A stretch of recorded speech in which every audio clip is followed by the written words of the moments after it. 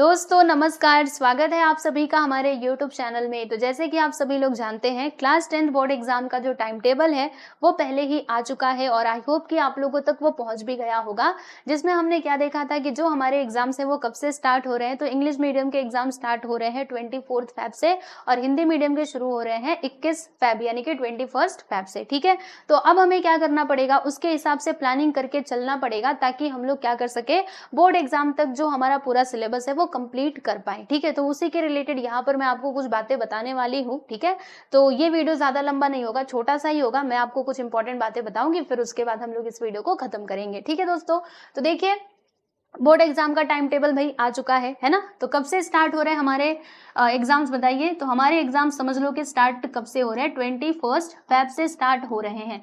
यानी यहाँ मतलब इस दिन तक आपको क्या करना है, आपका जो पूरा सिलेबस है वो कंप्लीट कर लेना है विद रिवीजन।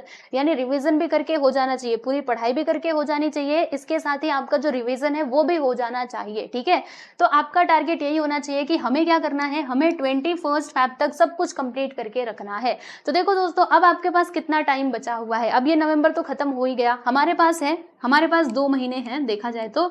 एक तो है भाई दिसंबर और दूसरा है हमारे पास जनवरी। ठीक है, और क्या है, हाँ फरवरी में भी है हमारे पास 20 दिन के लगभग, है ना, हम कह सकते हैं।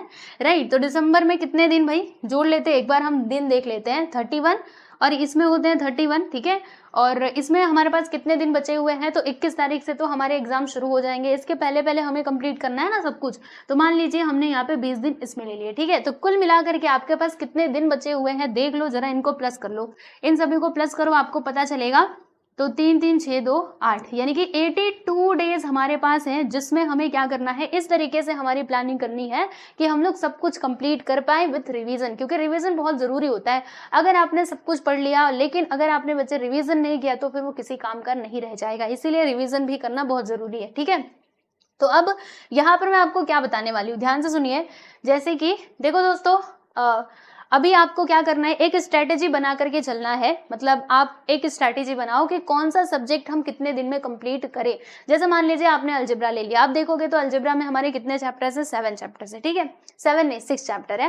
राइट, अब वो 6 चैप्टर्स को हमें मतलब क्या करना है, डेज में डिवाइड करना है कि हम इसको 10 डेज में कंप्लीट कर सकते हैं या फिर 9 डेज में कर सकते हैं या फिर 8 डेज में कर सकते हैं। आपको इस प्रकार से डेज को ना डिवाइड करना है और तब जाके उस मतलब आपने जो भी डिसीजन लिया है, जो भी प्लानिंग करी है, देखो विदाउट प्लानिंग आप कुछ नहीं कर सकते। अगर आप लोग बोर्ड एग्जाम में अच्छे मार्क्स लाना चाहते हो तो अब नींद से जाग जाओ और पढ़ना शुरू कर दो। देखो एक बात बताती हूँ, जो भी बच्चा टॉप करता है ना, जिसके भी एकदम अच्छे परसेंटेज आते हैं, तो वो ऐसे ही नींद में नहीं आते, उसने उसके पीछे काफी मेहनत की हुई होती है, उसने अच्छे से प्लानिंग की होती है पढ़ाई के रिलेटेड, और तब जाके वो जो है वो एक टॉपर बन पाता है। तो टॉपर ऐसे ही नहीं बनते। अगर आप बनना चाहते हैं तो भाई अब नींद से जाग जाओ, सोशल मीडिया से दूर रहो और अपनी एक स्ट्रेटेजी बनाओ कि हमें कितने दिन में कौन सा सब्जेक्ट कंप्लीट करना है रिवीजन के साथ। ठीक है, तो ये आपकी जिम्मेदारी है। आप 1 दिसंबर से लेकर के ये 21 के फैब तक ही आप मतलब 21 फैब से पहले ही आप कंप्लीट कर लेना। जैसे मैं आपको बताना चाहूंगी कब तक आप कंप्लीट कर लो,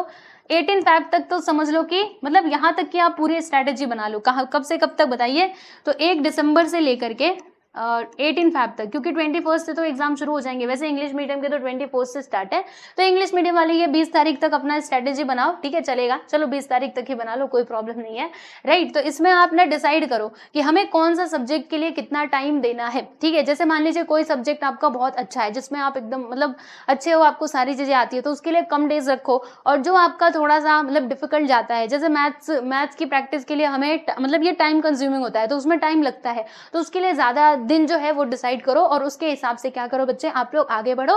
तो डेफिनेटली आपका जो एम है आप उसको जरूर अचीव कर पाओगे। ठीक है, तो इस वीडियो के माध्यम से मैं बस इतना ही बोलने आप लोगों को आई थी कि अब बोर्ड एग्जाम मतलब आने वाला है, तो नींद से जाग जाइए, अपनी स्ट्रेटेजी खुद बनाइए। ठीक है, स्ट्रेटेजी बनाने का तरीका मैं आपको बताती हूँ। जैसे कौन सा सब्जेक्ट ले, चलो अलजेब्रा और ज्योमेट्री में पढ़ाती हूँ तो यही हम ले लेते हैं। चलो ठीक है, देखो भाई आपको ना आपका जो टाइम टेबल मतलब ये स्ट्रेटेजी है वो खुद से बनानी है। ये जिम्मेदारी मैं आपको देती हूँ, क्योंकि देखो मेरा पर्सनली यही मानना है कि आपके स्टडी के रिलेटेड जो स्ट्रेटेजी है ना वो दूसरा कोई नहीं बना सकता, वो आपको खुद से बनाना चाहिए। क्योंकि आपको पता है कि आप देखो आप हर एक स्टूडेंट के पढ़ने का तरीका अलग होता है, ठीक है। तो वो आप जानते हो ना कि मेरे को किस तरीके से समझ में आता है, मैं कैसे पढ़ सकता हूँ, मेरे को एक दिन में 2 सब्जेक्ट पढ़ना चाहिए या फिर एक दिन में एक ही सब्जेक्ट पढ़ना चाहिए, ठीक है। जैसे कई स्टूडेंट्स को ऐसा होता है कि वो एक दिन में बस एक ही सब्जेक्ट पढ़ना चाहते हैं और कई लोग ऐसे हैं जो एक दिन में 2-3 सब्जेक्ट पढ़ना चाहते हैं, ठीक है। तो वो स्टूडेंट टू स्टूडेंट क्या करता है, डिपेंड करता है ना। तो आप अपने हिसाब से प्लानिंग बनाइए। जैसे अभी मैं आपको अलजेब्रा का बता रही हूँ, तो आप यहाँ पे पहले तो देख लो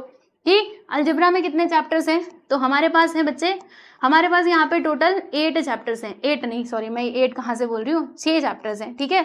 तो अब आपको क्या करना है, डेज डिसाइड करना है। जैसे मान लीजिए आपने डिसाइड किया कि 1 तारीख को हमें क्या करना है, अलजेब्रा का जो फर्स्ट चैप्टर है, ठीक है, अलजेब्रा का फर्स्ट चैप्टर, ठीक है, फर्स्ट चैप्टर वो हमको क्या करना है भाई, कंप्लीट करना है, ठीक है। मान लो अगर कोई बड़ा चैप्टर है, राइट, जैसे फर्स्ट चैप्टर अगर देखा जाए तो उसमें मतलब उसमें प्रैक्टिस सेट थोड़े ज़्यादा है, तो उसके लिए आप क्या कर सकते हो दोस्तों, उसके लिए आप 2 दिन डिसाइड कर सकते हो कि 1 तारीख को और 2 तारीख को मैं क्या पढ़ लूँगी, हम पढ़ लेंगे अलजेब्रा का फर्स्ट चैप्टर, ठीक है। वैसे ही फिर आप देखो कि हमें 3 तारीख को और 4 तारीख को क्या पढ़ना है, तो आप मान लो कि आप सेकेंड चैप्टर को डिसाइड करते हो, ठीक है ना। तो ऐसे करके क्या करना है प्यारे बच्चे, एक पेपर और कलम लीजिए और उसके बाद अपनी पूरी स्ट्रेटेजी बना लो। 1 घंटा आराम से बैठ करके सोच के समझ के आप कौन सा सब्जेक्ट कितने दिन में कर सकते हो, ये सारी चीजें सोचो और बनाओ।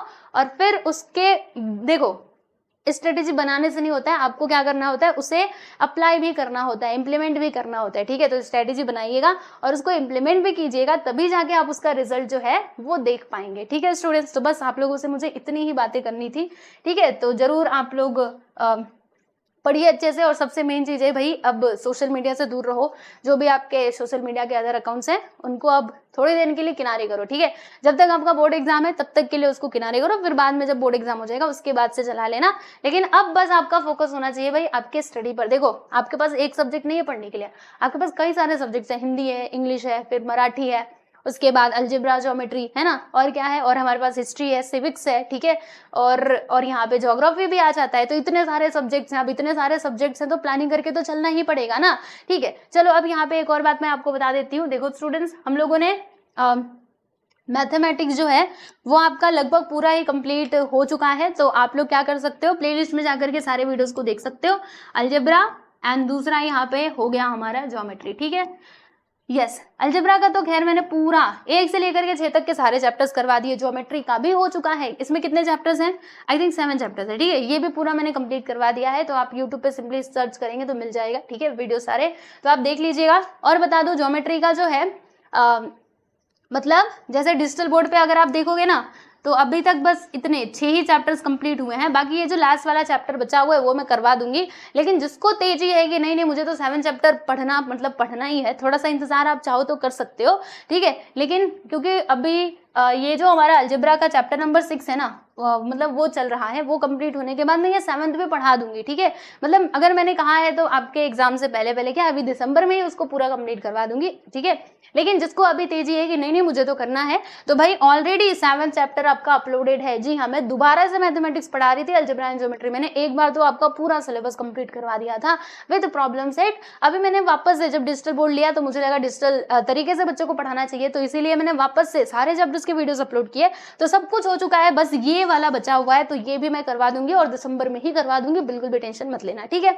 चलो ये तो हो गया। इसके अलावा और मैं आप लोगों को क्या पढ़ाती हूँ ये भी बता देती हूँ। तो देखो दोस्तों, हम ना मतलब मैं आप लोगों का जो क्लास 10th है, ठीक है, इसका ज्योग्राफी सब्जेक्ट भी पढ़ाती हूँ।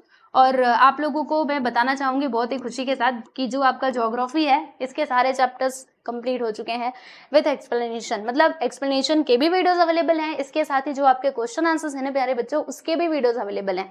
मतलब सब कुछ आपके पास है। क्वेश्चन आंसर जो है वो मैंने वीडियो अपलोड किया था विथ एक्सप्लेनेशन, ठीक है। मतलब जो क्वेश्चन के आंसर्स है वो एक्सप्लेनेशन के साथ आपको मिल जाएंगे, ठीक है। और पीडीएफ वगैरह तो मिल ही जाएगी, है ना, तो इसमें कौन सी टेंशन वाली बात है। तो ज्योग्राफी को भी आप लोग अच्छे से कर दीजिएगा। बाकी और भी जो आपके अदर सब्जेक्ट्स हैं उनको भी पढ़ो, ठीक है। जो भी आपके पास रिसोर्सेज अवेलेबल हैं उनका यूज करो। और बस अभी आपका ध्यान होना चाहिए भाई किसके ऊपर, पढ़ाई के ऊपर। अच्छा चलो, अभी लास्ट में ना आप लोगों से एक बात पूछना चाहूंगी कि आप ना एग्जाम में मतलब कितने परसेंटेज आपने टारगेट कितना रखा है, आप सभी लोग मुझे ना कमेंट करके बताइएगा। देखो मैं तो यही कहूंगी कि अगर आप मान लीजिए 95% का टारगेट लेकर के चल रहे हो, ठीक है, तब भी जाके आप लोग वहां तक पहुंच पाओगे, ठीक है। 95% का टारगेट आपने रखा तो 90%, 92 यहाँ तक आप पहुंच पाओगे। इसीलिए आपको जो आपका गोल है ना वो मतलब हाई ही रखना है, ठीक है, तभी जाके आप उस तक पहुंच पाएंगे, राइट। ये नहीं कि हमें 90% लाना है तो हमने 90% रखा, तब तो आप उससे 1-2 नंबर पीछे ही रह जाओगे। इसीलिए 90 लाना है तो भाई 90%, 95% का टारगेट रखो, ठीक है। तो आप सभी लोग मुझे अपना टारगेट जरूर बताना कि कितने परसेंटेज का टारगेट है हमारा, और उस हिसाब से स्टडी कीजिए, ठीक है। बाकी और अभी ज्यादा टाइम नहीं है हमारे पास, तो पढ़ो अच्छे से, ठीक है। चलो, best of luck for your exam, right. अच्छे से प्रिपरेशन कीजिए और मिलेंगे हम लोग फिर से एक नए वीडियो में। तब तक के लिए नमस्ते।